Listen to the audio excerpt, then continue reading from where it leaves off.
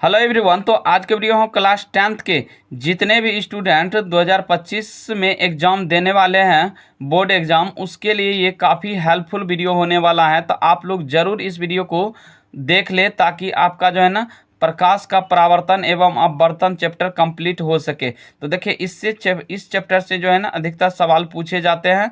तो आप लोग ज़रूर इस वीडियो को अंत तक देख लें क्योंकि ये 2025 पे जो 2025 में आने वाले क्वेश्चन है उस नए पैटर्न पे आधारित क्वेश्चन है क्योंकि ये नया सेट निकला हुआ है। तो चलिए हम वीडियो को स्टार्ट करते हैं। और यहाँ मेरा पहला क्वेश्चन है कि उत्तल दर्पण से बना प्रतिबिंब होता है। तो देखिए जब भी उत्तल दर्पण आए ना तो ये क्या हो जाता है, काल्पनिक एवं यहाँ से हम किसको, काल्पनिक को हम आभासी भी बोलते हैं। क्या बोलते हैं, आभासी। और एवं छोटा होता है, वस्तु से क्या होता है, छोटा होता है। हाँ, कभी कभी आपको देखने के लिए मिलेगा आभासी, सीधा तथा छोटा, ये तीनों, ठीक ना। तो ऑप्शन जो होगा इसका एक करेक्ट हो जाएगा। आप लोग ध्यान रखिएगा कि उत्तल दर्पण जब भी पूछे ना कि उत्तल दर्पण का बना प्रतिबिंब कैसा होता है तो ये काल्पनिक एवं छोटा होता है। या तो यहाँ पे होगा काल्पनिक की जगह आभासी एवं छोटा, या तो ऐसे भी रहेगा आभासी और सीधा, ठीक ना।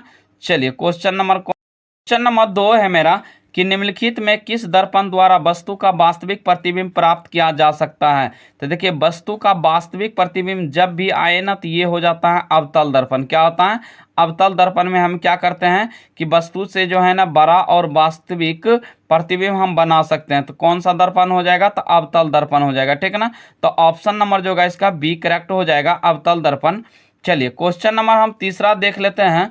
तो देखिए क्वेश्चन नंबर तीसरा है मेरा कि निम्नलिखित में किसमें बड़ा और वास्तविक प्रतिबिंब बनता है। तो अभी तुरंत बताएं कि बड़ा और वास्तविक प्रतिबिंब जो बनेगा ये बनेगा अवतल दर्पण में। किसमें बनेगा, अवतल में। तो ऑप्शन नंबर जो होगा इसका सी करेक्ट हो जाएगा। क्वेश्चन नंबर हम 4 देख लेते हैं। तो क्वेश्चन नंबर 4 है कि समतल दर्पण द्वारा बना प्रतिबिंब हमेशा होता है, कैसा होता है, तो ये होता है काल्पनिक होता है। क्या होता है, काल्पनिक, जिसको हम बोलते हैं आभासी। क्या बोलते हैं, आभासी। तो ऑप्शन नंबर जो होगा इसका बी करेक्ट हो जाएगा। चलिए क्वेश्चन नंबर हम 5 देख लेते हैं। देखिए क्वेश्चन नंबर 5 में है मेरा किसी वस्तु का आवर्धित प्रतिबिंब बनता है। तो ये बनता है अवतल दर्पण से। किससे बनता है, अवतल दर्पण से। तो ऑप्शन नंबर जो होगा इसका ए करेक्ट हो जाएगा। चलिए क्वेश्चन नंबर 6 है मेरा कि काल्पनिक प्रतिबिंब हमेशा क्या होता है। देखिए तो ये हो जाता है हमेशा सीधा होता है। क्या होता है, सीधा। तो ऑप्शन नंबर इसका सी करेक्ट, ये करेक्ट हो जाएगा। चलिए क्वेश्चन नंबर हम 7 देख लेते हैं। तो क्वेश्चन नंबर 7 है मेरा कि किस दर्पण में हमेशा आभासी और छोटा प्रतिबिंब बनता है। तो आभासी और छोटा प्रतिबिंब बोल रहा है तो ये हो जाएगा उत्तल दर्पण, ठीक ना। उत्तल दर्पण का देखिए कहाँ कहाँ हम उपयोग करते हैं। जब भी पूछ दे कि गाड़ी के साइड मिरर के रूप में कौन सा दर्पण लगा हुआ होता है तो ये होता है उत्तल दर्पण, ठीक ना। चलिए क्वेश्चन नंबर हम 8 देख लेते हैं। 8 में कि निम्न में से किस दर्पण की फोकस दूरी धनात्मक होती है। तो देखिए जब भी धनात्मक आए ना, धनात्मक कहने का मतलब पॉजिटिव, पॉजिटिव जिसका आए तो ये हो जाता है उत्तल दर्पण का। यदि यहाँ से ऋणात्मक पूछे तो ऋणात्मक हो जाता है अवतल दर्पण का, ठीक ना। तो ऑप्शन नंबर कौन हो जाएगा, धनात्मक है तो ये हो जाएगा उत्तल दर्पण। तो ऑप्शन नंबर इसका बी करेक्ट हो जाएगा, ठीक ना। एक निगेटिव वाला भी रखिएगा कि जिसका फोकस दूरी ऋणात्मक होती है वह क्या कहलाती है, तो ये हो जाती है अवतल दर्पण, ठीक ना। चलिए क्वेश्चन नंबर हम 9 देख लेते हैं। क्वेश्चन नंबर 9 में है कि गोलीय दर्पण के ध्रुव और फोकस के बीच की दूरी को हम क्या कहते हैं, तो इसको कहते हैं फोकसांतर कहते हैं। क्या कहते हैं, तो फोकसांतर। तो ऑप्शन नंबर जो होगा इसका बी करेक्ट हो जाएगा।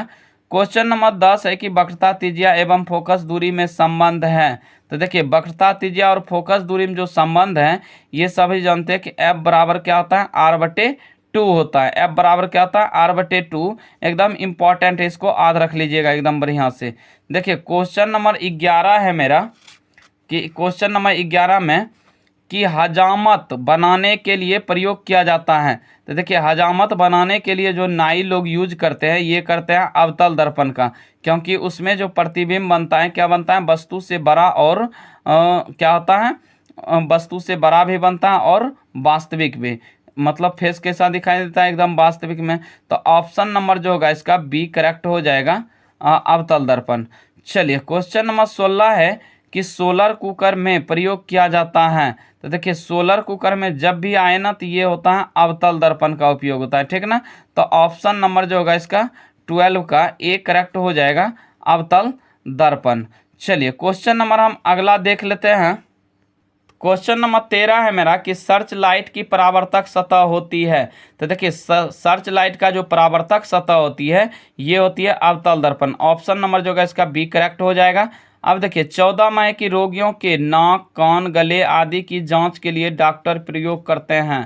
तो ये कौन सा दर्पण का प्रयोग करते हैं, अभी तुरंत बताएं कि ये कौन हो जाएगा, अवतल दर्पण हो जाएगा, ठीक ना।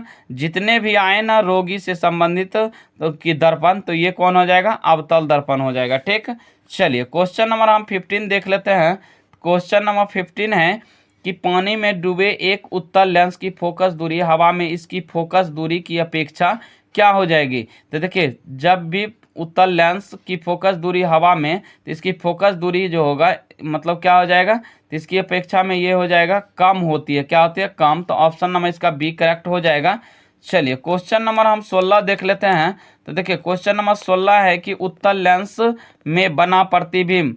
तो उत्तल लेंस में बना प्रतिबिंब अभी हम उत्तल दर्पण के बारे में देखे थे कि उत्तल दर्पण में क्या देखे थे कि मतलब काल्पनिक छोटा और वस्तु से क्या बनता है, यहाँ देखिए वस्तु से छोटा यहाँ से बनता था प्रतिबिंब, और यहाँ से देखिए तो इसका लेंस है, तो लेंस में क्या हो जाएगा, तो ऑप्शन नंबर जो होगा इसका बी करेक्ट हो जाएगा, उत्तल लेंस। तो ऑप्शन नंबर इसका कौन हो जाएगा, तो बी वास्तविक और उल्टा हो जाएगा। चलिए क्वेश्चन नंबर अगला है कि उत्तल लेंस द्वारा काल्पनिक प्रतिबिंब बनता है जब बिंब क्या होता है, फोकसांतर से कम दूरी पर रहता है। तो ऑप्शन नंबर जो होगा इसका बी करेक्ट हो जाएगा। चलिए क्वेश्चन नंबर हम 18 देख लेते हैं। तो 18 है कि लेंस की क्षमता होती है। तो लेंस की क्षमता जो होती है इसकी एसआई, ये लेंस की क्षमता, तो इसको याद रख लीजिएगा, पी बराबर होता है 1/f होता है। तो कहने का मतलब ये जो है ना इनवर्स है इसका, मतलब पी व्युत्क्रमानुपाती एफ के, ठीक ना। तो देखिए व्युत्क्रमानुपाती कहाँ पे है, तो पी यहाँ से फोकस दूरी की व्युत्क्रम। तो ऑप्शन नंबर जो होगा इसका सी करेक्ट हो जाएगा, ठीक ना। फोकस दूरी के क्या होता है, व्युत्क्रम होता है। यदि यहाँ से देखिए P बराबर हम क्या लिख सकते हैं, 1/f होता है, ठीक ना। तो इसको ध्यान रख लीजिएगा सूत्र को। चलिए क्वेश्चन नंबर हम अगला देख लेते हैं। अगला है कि उत्तल लेंस में जब बिंब f और 2f के बीच रखा जाता है तब बना प्रतिबिंब होता है। तो ये होता है बड़ा और वास्तविक हो जाता है, ठीक। ऑप्शन नंबर इसका ए करेक्ट हो जाएगा। चलिए क्वेश्चन नंबर 20 है मेरा कि दो वक्रीय पृष्ठों से घिरे ठोस माध्यम को कहते हैं। तो इसको क्या कहते हैं हम, ये गोलीय लेंस कहते हैं, क्या कहते हैं, गोलीय लेंस। तो ऑप्शन नंबर सी करेक्ट हो जाएगा। चलिए क्वेश्चन नंबर 21 में है मेरा कि निम्नलिखित में, यहाँ से हम चलिए 21 से ले लेते हैं। क्वेश्चन नंबर 21 है मेरा कि निम्न में कौन सा पदार्थ लेंस बनाने के लिए यहाँ से प्रयुक्त नहीं किया जा सकता है। तो ऑप्शन कौन हो जाएगा, देखिए यहाँ से क्या बोल रहा है, लेंस बनाने के लिए प्रयुक्त नहीं किया जाता है। तो जल का किया जाता है, कांच का भी और प्लास्टिक का भी, लेकिन मिट्टी का नहीं किया जाता है। तो ऑप्शन नंबर जो होगा इसका डी करेक्ट हो जाएगा। चलिए क्वेश्चन नंबर अगला देख लेते हैं कि एक उत्तल लेंस की क्षमता 1 डायोप्टर हो तो उस लेंस की फोकस दूरी क्या हो जाएगी। तो उस लेंस की जो फोकस दूरी होगी अभी तुरंत बताएं कि क्या होता है, लेंस की क्षमता बराबर, तो P = 1/f होता है, ठीक ना। तो 1/f देखिए ये 1 डायोप्टर, यहाँ से 1/f है ना, तो ऊपर में जो है ना ये आदि बदलेंगे, ये मीटर में रहता है लेकिन इसको सेंटीमीटर में बदलेंगे, 100 हो जाएगा। और f यहाँ से P दिया हुआ है इसका क्या, तो 100 दिया हुआ है, कितना दिया हुआ है, 100। तो यहाँ से क्या हो जाएगा, कट के यहाँ से 100 यदि रखेंगे P की जगह तो क्या हो जाएगा, तो देखिए तो f बराबर 100 और 100 क्या हो जाएगा, कट जाएगा। तो हम ऐसे लिख सकते हैं, देखिए f बराबर क्या हो जाएगा, 1/p। तो इसका मान तो 100 हो जाएगा और p का मान 1 डायोप्टर। तो 1 डायोप्टर करने का मतलब 100 मतलब जो है सेंटीमीटर, कटा कितना आ जाएगा, तो 1 आ जाएगा, 100 कितना आ जाएगा, 100। क्वेश्चन नंबर 22 है मेरा कि एक उत्तल लेंस की क्षमता 1 डायोप्टर है तो उस लेंस की फोकस दूरी क्या होगी। तो देखिए हम जानते हैं कि यहाँ से लेंस की क्षमता बराबर P बराबर क्या बताए सूत्र 1/f होता है, ठीक ना। तो अब देखिए यहाँ से एक अब बाय हम P का मान 1 रखते हैं तो F का मान जो आएगा F बराबर क्या हो जाएगा बताइए, तो 1/P। तो यहाँ से 1/1 करेंगे तो 1 डायोप्टर, तो 1 डायोप्टर जो आएगा ये आएगा 100 सेंटीमीटर के इक्वल आएगा, क्योंकि ये मीटर में लिया जाता है इसीलिए एक यहाँ से मीटर इक्वल टू क्या हो जाएगा 100 सेंटीमीटर। बात रहा अब प्लस दे कि माइनस दे, तो हमेशा ध्यान रखना कि उत्तल लेंस है पूछ रहा है तो यहाँ से प्लस होगा, जब भी उत्तल पूछे तो प्लस, अवतल रहे तब जाके हमें निगेटिव मारेंगे, ठीक ना। तो ऑप्शन नंबर जो है इसका सी करेक्ट हो जाएगा। चलिए क्वेश्चन नंबर हम 23 देख लेते हैं। क्वेश्चन नंबर 23 है मेरा कि किसी बिंब का वास्तविक तथा समान साइज का प्रतिबिंब प्राप्त करने के लिए बिंब को उत्तल लेंस के सामने कहाँ रखा जाना चाहिए। तो ये रखा जाना चाहिए फोकस दूरी की दोगुनी दूरी पर, ठीक ना। तो ऑप्शन नंबर जो है इसका बी करेक्ट हो जाएगा। चलिए क्वेश्चन नंबर हम अगला देख लेते हैं।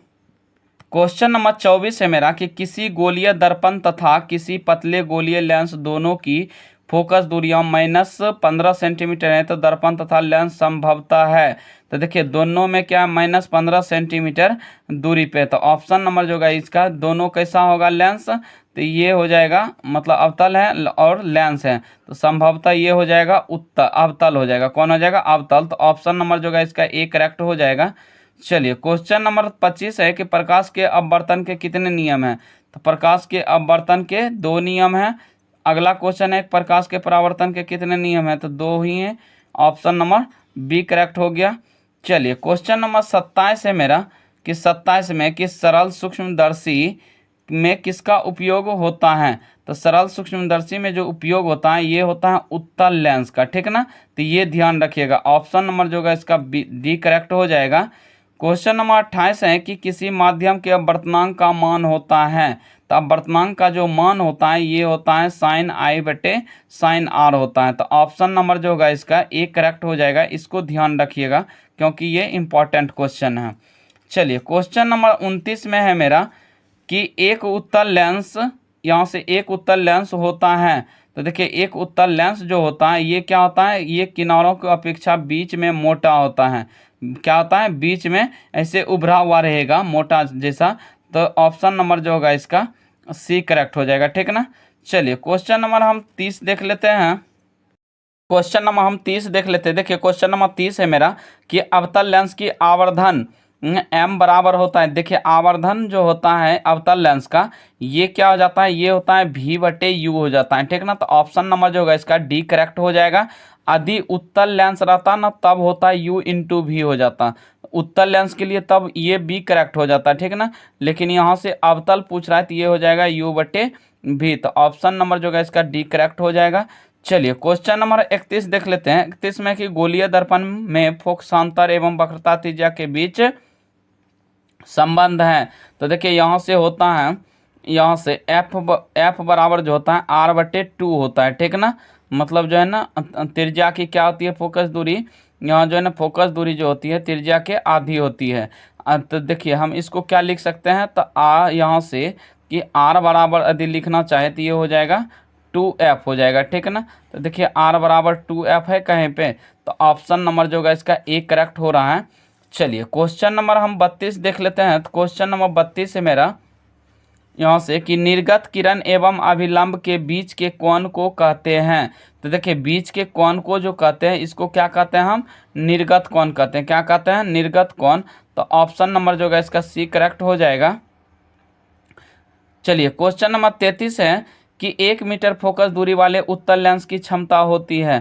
तो देखिए एक यहाँ जो है ना 1 मीटर फोकस दूरी है, ठीक ना। तो ऑप्शन नंबर जो होगा इसका डी करेक्ट, यहाँ से बी करेक्ट हो जाएगा क्योंकि उत्तल लेंस है तो इसका क्या हो जाएगा फोकस दूरी, तो ये पॉजिटिव में लेंगे, यदि अवतल रहता तब निगेटिव होता। चलिए क्वेश्चन नंबर बी इसका जो है ना कौन हो गया, बी करेक्ट हो गया। अब क्वेश्चन नंबर 34 है मेरा कि किसी अवतल दर्पण द्वारा, यहाँ से अगला क्वेश्चन है कि किसी अवतल दर्पण द्वारा काल्पनिक सीधा तथा आवर्धित प्रतिबिंब बनता है जब वस्तु स्थित होता है। तो दर्पण तथा उसके फोकस के बीच में जब स्थित होता है तब क्या होता है कि काल्पनिक सीधा तथा आवर्धित प्रतिबिंब बनता है। तो ऑप्शन नंबर इसका ए करेक्ट हो जाएगा। चलिए क्वेश्चन नंबर 35 है मेरा कि किस दर्पण द्वारा प्रतिबिंब सीधा एवं छोटा होता है। तो ये किस में होता है, तो सीधा और छोटा जो बनता है ये बताएं किस में, उत्तल दर्पण में। तो ऑप्शन नंबर ए करेक्ट हो गया। अवतल दर्पण है, क्या है अवतल दर्पण को जो है ना हम क्या कह सकते हैं, देखिए अभिसारी अपसारी अभिसारी तथा अपसारी दोनों, इनमें से कोई नहीं। तो देखिए अवतल जब रहेगा ना अवतल दर्पण तो इसको हम अभिसारी बोलेंगे, यदि उत्तल रहेगा तो इसको अपसारी बोलते हैं, ठीक ना। तो ये भी दोनों ध्यान रखिएगा कि किसको अवतल को क्या बोलेंगे और उत्तल को हम क्या बोलेंगे। तो यहाँ से अवतल पूछ रहा है तो ये हो जाएगा अभिसारी। चलिए क्वेश्चन नंबर हम 37 देख लेते हैं। क्वेश्चन नंबर 37 हो गया कि किस लेंस का उपयोग कर दीर्घ दृष्टि दोष को संशोधित किया जा सकता है। तो ये हो जाएगा उत्तल लेंस हो जाएगा, ठीक ना। यदि निकट दृष्टि दोष रहता तब अवतल होता, लेकिन यहाँ से दीर्घ दृष्टि दोष है तो क्या हो जाएगा, उत्तल लेंस हो जाएगा। चलिए क्वेश्चन नंबर अगला है कि नई कार्तीय, यहाँ से कार्तीय चिन्ह परिपाटी के अनुसार दर्पण के सामने रखे बिंब की दूरी ली जाती है। तो ये देखिए चिन्ह परिपाटी के अनुकूल इसकी जो दर्पण के सामने रखे गए बिंब की दूरी ली जाती है ये ऋणात्मक ली जाती है। तो ऑप्शन नंबर इसका बी करेक्ट हो जाएगा। चलिए क्वेश्चन नंबर हम अगला देख लेते हैं। क्वेश्चन नंबर 39 है कि प्रत्येक लेंस के दो वक्रता केंद्र होते हैं, क्योंकि यहाँ से लेंस की दो वक्र सतह होती है इसीलिए क्या होती है, तो प्रत्येक लेंस के दो वक्रता केंद्र होते हैं। तो ऑप्शन नंबर इसका ए करेक्ट हो जाएगा। चलिए क्वेश्चन नंबर 40 है कि गोलीय लेंस के लिए फोकस दूरी एफ वस्तु की दूरी यू और प्रतिबिंब भी में संबंध है। तो ये क्या होता है, दर्पण का सूत्र देख लीजिए एक बार, होता है 1/v अब plus 1/u equal to 1/f होता है। तो ऑप्शन नंबर इसका बी करेक्ट हो जाएगा। चलिए क्वेश्चन नंबर 41 है मेरा कि एक अवतल दर्पण की फोकस दूरी 10 सेंटीमीटर है तो उसकी वक्रता त्रिज्या क्या हो जाएगी। तो वक्रता त्रिज्या क्या हो जाएगी, तो फोकस दूरी की दुगुना हो जाती है। तो ऑप्शन नंबर जो होगा कौन हो जाएगा, बी करेक्ट हो जाएगा, क्योंकि हम जानते हैं कि एफ बराबर क्या होता है, r/2 होता है। यदि हमको r निकालना होगा तो यहाँ से 2f कर देंगे, तो यहाँ से f का मान दिया हुआ है 2 गुना कर दीजिए, 10 दूना 20 सेंटीमीटर हो गया। चलिए क्वेश्चन नंबर 42 है मेरा कि एक गोलीय दर्पण की वक्रता त्रिज्या 28 सेंटीमीटर है तो इसकी फोकस दूरी कितनी हो जाएगी। तो इस बार दिया है, देखिए क्या दिया हुआ है, तो अगली बार दिया है r का मान दिया हुआ है, हमसे पूछ रहा है कि f का मान क्या हो जाएगा। तो f का मान हो जाएगा r/2, तो 28 का आधा कितना हो जाएगा, तो 14 centimetre. Option number C correct हो गया। चलिए क्वेश्चन नंबर हम अगला देख लेते हैं। क्वेश्चन नंबर 43 है कि 10 सेंटीमीटर फोकस दूरी वाले एक अवतल दर्पण के सामने 20 सेंटीमीटर की दूरी पर एक बिंब रखने का प्रतिबिंब बनेगा। तो ये हो जाएगा दर्पण के वक्रता केंद्र पर। तो ऑप्शन नंबर जो है इसका एक करेक्ट हो जाएगा। चलिए क्वेश्चन नंबर 44 है कि एक गोलीय दर्पण में 5 सेंटीमीटर की दूरी पर रखे बिंब की प्रतिबिंब दर्पण में 30 सेंटीमीटर की दूरी पर उसी ओर बनता है, तो जिस ओर बिंब है तो आवर्धन क्या हो जाएगा। तो आवर्धन देखिए तो क्या हो जाएगा, तो ऑप्शन नंबर जो होगा इसका बी करेक्ट हो जाएगा। यहाँ से 5 से 5 छक 30 हो जाएगा, तो यहाँ से हो गया 5 छक 30, तो माइनस हो जाएगा। चलिए क्वेश्चन नंबर हम अगला देख लेते हैं। अगला है कि एक उत्तल लेंस 30 सेंटीमीटर की दूरी पर एक बिंब रखी गई है, तो लेंस के बराबर पर वास्तविक प्रतिबिंब बनता है, तो लेंस की फोकस दूरी क्या हो जाएगी, तो सी करेक्ट हो जाएगा। क्या हो जाएगा, 15 सेंटीमीटर हो जाएगा। चलिए 46 में कि एक उत्तल लेंस की फोकस दूरी 10 सेंटीमीटर हो तो इसकी क्षमता क्या हो जाएगी। तो क्षमता क्या हो जाएगी, तो क्या कि उत्तल लेंस है तो पॉजिटिव लेंगे तो क्षमता हो जाएगा यहाँ से 10 डायोप्टर हो जाएगा, ठीक ना। क्या हो जाएगा, 10 डायोप्टर। चलिए क्वेश्चन नंबर अगला है मेरा कि एक लेंस की क्षमता -5 डायोप्टर है तो इसकी फोकस दूरी होगी, तो इसकी फोकस दूरी जो होगी -20 सेंटीमीटर हो जाएगा, ठीक ना। चलिए क्वेश्चन नंबर अगला है यहाँ से कि लेंस की क्षमता 4 डायोप्टर है तो यह होगा, तो यह क्या हो जाएगा, तो यहाँ से 0.2 मीटर फोकस दूरी उत्तल लेंस हो जाएगा, ठीक ना, क्योंकि यहाँ से पॉजिटिव ना है 4 डायोप्टर इसीलिए ये उत्तल हो जाएगा, उत्तल लेंस। तो ऑप्शन नंबर सी करेक्ट हो जाएगा। चलिए क्वेश्चन नंबर हम 49 देख लेते हैं। क्वेश्चन नंबर 49 है कि किसी दर्पण के सामने चाहे कितनी दूरी पर खड़ा हो, प्रतिबिंब सदैव सीधा प्रतीत होता है तो संभवतः दर्पण है। तो जब सीधा प्रतीत होता है तो ये समतल तथा उत्तल हो सकता है, ठीक है ना। तो अथवा यहाँ से ऑप्शन नंबर जो होगा इसका डी करेक्ट हो जाएगा। चलिए क्वेश्चन नंबर 50 है कि किसी शब्दकोश में पाए गए छोटे अक्षरों को पढ़ते समय आप निम्न में से कौन सा लेंस पसंद करेंगे। तो देखिए यहाँ से 50 सेंटीमीटर फोकस दूरी की अवतल लेंस हो जाएगा, ठीक है ना। देखिए जो सबसे ज़्यादा है यहाँ से अवतल लेंस दिया हुआ है, क्या क्या अवतल लेंस में क्या बड़ा और वास्तविक प्रतिबिंब बनता है। तो हम यहाँ से ले लेंगे 50 सेंटीमीटर फोकस दूरी की अवतल लेंस, ठीक ना। तो सबसे बड़ा इसका प्रतिबिंब बनता है अवतल दर्पण में या लेंस में। चलिए क्वेश्चन नंबर हम अगला देख लेते हैं। क्वेश्चन नंबर 51 है कि वह गोलीय दर्पण जो बाहर की तरफ बखरता यहाँ से वक्रित हो क्या हो जाएगा, क्या कहलाता है। तो वो हो जाएगा उत्तल दर्पण हो जाएगा, ठीक ना। तो ऑप्शन नंबर इसका सी करेक्ट हो जाएगा, क्योंकि देखिए ये बाहर की ओर क्या होता है, उभरा हुआ रहता है, ठीक है ना।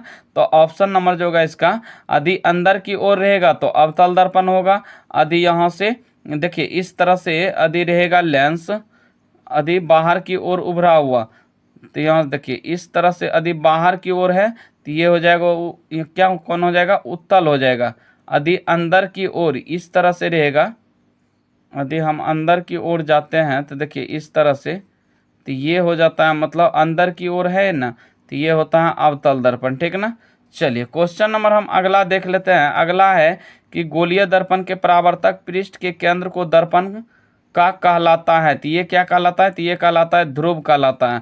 तो ऑप्शन नंबर बी करेक्ट हो गया। गोलीय दर्पण का वक्रता केंद्र को किस अक्षर से निरूपित किया जाता है। तो ये कौन हो जाएगा, तो ऑप्शन नंबर जो होगा इसका ए करेक्ट हो जाएगा, सी को, ठीक ना। चलिए क्वेश्चन नंबर देखिए सी से इसलिए क्योंकि सी से होता है सेंटर, इसलिए हम इसको सी से डिनोट करते हैं। चलिए क्वेश्चन नंबर यहाँ से 54 देख लेते हैं। 54 है कि किसी लेंस द्वारा उत्पन्न आवर्धन का एसआई मात्रक क्या है। तो देखिए आवर्धन का जो एसआई मात्रक होता है ये क्या होता है, मात्रकहीन होता है, ठीक ना। इसका कोई मात्रक नहीं होता है। तो ऑप्शन नंबर इसका डी करेक्ट हो जाएगा।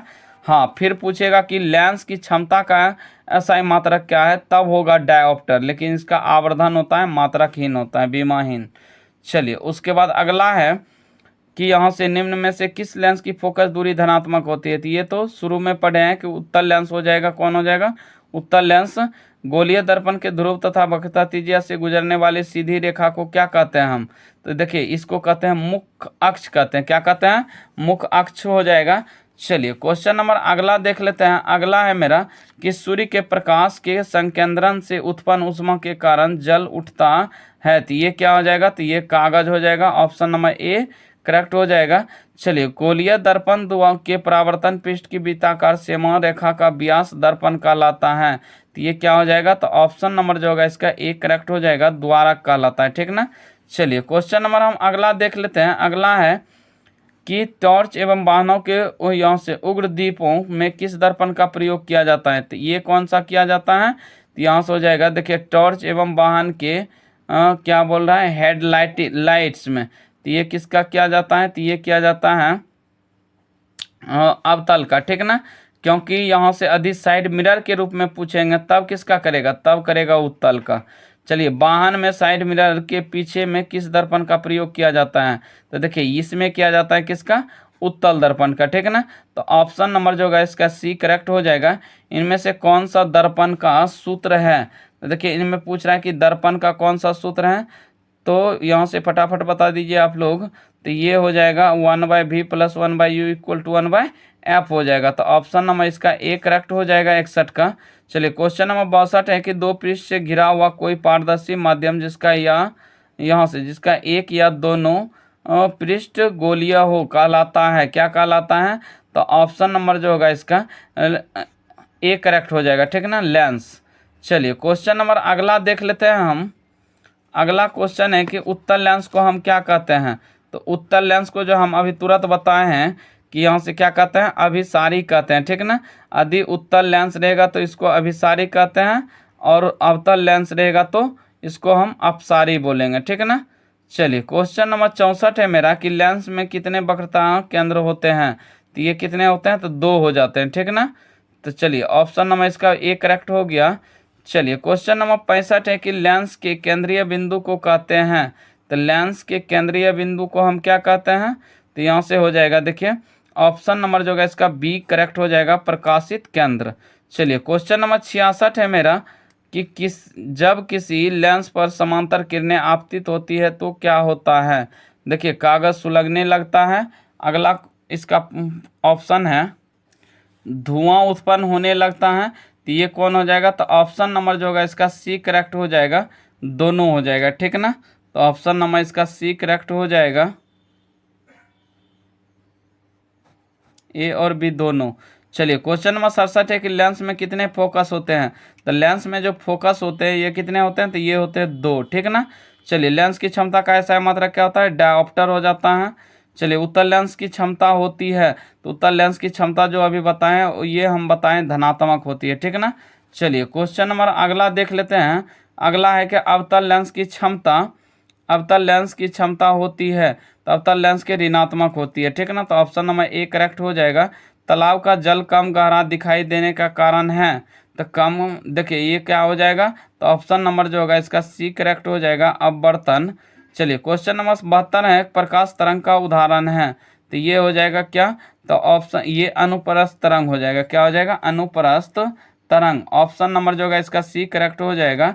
चलिए क्वेश्चन नंबर 73 है कि दंत विशेषज्ञ किस दर्पण का उपयोग मरीजों के दांतों का बमो यहाँ से बड़ा प्रतिबिंब देखने के लिए करता है? तो ये हो जाएगा क्या? अवतल दर्पण, ठीक ना। क्या हो जाएगा? अवतल दर्पण। चलिए क्वेश्चन नंबर हम अगला देख लेते हैं कि कौन सा लेंस अपसारी लेंस भी कहलाता है? तो कौन सा लेंस है? तो अपसारी लेंस कौन सा कहलाता है? तो ये क्या कहलाता है? अवतल लेंस, ठीक ना। और अभिसारी जो कहते हैं उसको कहते हैं हम उत्तल लेंस। चलिए क्वेश्चन नंबर अगला है मेरा,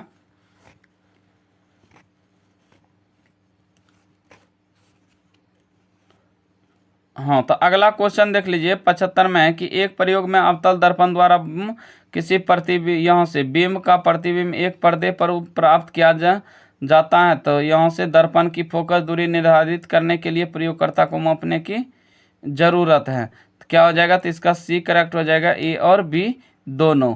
चलिए क्वेश्चन नंबर हम अगला देख लेते हैं। अगला है 76 में कि गोलीय दर्पण के परावर्तक पृष्ठ वृत्ताकार सीमा रेखा का क्या कहलाता है? तो ये कहलाता है गोलीय दर्पण का द्वारक। ऑप्शन नंबर डी करेक्ट हो जाएगा। चलिए क्वेश्चन नंबर सी है यहाँ से 77 में कि निम्नलिखित में कौन सा उत्तल दर्पण की फोकस दूरी है जिसकी वक्रता त्रिज्या 32 सेंटीमीटर है? तो इसका क्या हो जाएगा सॉल्व करके? तो यहाँ से देखिए 32 का आधा 16 हो जाएगा, तो ऑप्शन नंबर सी करेक्ट हो जाएगा। चलिए क्वेश्चन नंबर 78 है मेरा यहाँ से कि यदि किसी बिंब का प्रतिबिंब का आवर्धन ऋणात्मक है तो उस प्रतिबिंब की प्रकृति क्या होगी? तो यहाँ से हो जाएगा वास्तविक और उल्टा हो जाएगा, ठीक है ना। चलिए क्वेश्चन नंबर 79 है मेरा कि गोलीय दर्पण का परावर्तक पृष्ठ यहाँ से का परावर्तक पृष्ठ वक्रित हो जा सकता है, तो ये हो जाएगा क्या? अंदर या बाहर की ओर? तो ऑप्शन नंबर सी करेक्ट हो जाएगा। चलिए क्वेश्चन नंबर 80 है मेरा कि गोलीय दर्पण जो यहाँ से अंदर की ओर, अंदर की तरफ वक्रित हो क्या कहलाता है? तो ये कहलाता है अवतल दर्पण, ठीक ना। काहे के अंदर की ओर रहता है तो उसको अवतल दर्पण कहेंगे, और बाहर की ओर जो उभरा हुआ रहेगा उसको हम उत्तल दर्पण कहेंगे। चलिए क्वेश्चन नंबर अगला है कि यहाँ से प्रकाश गमन करता है, तो प्रकाश जो गमन करता है ये हमेशा सीधी रेखा में करता है, ठीक ना। तो ऑप्शन नंबर जो होगा इसका ए करेक्ट हो जाएगा। तो आई होप कि आपको ये वीडियो अच्छी लगी होगी। यदि वीडियो अच्छी लगे तो वीडियो को लाइक एवं चैनल को सब्सक्राइब कर दें। धन्यवाद।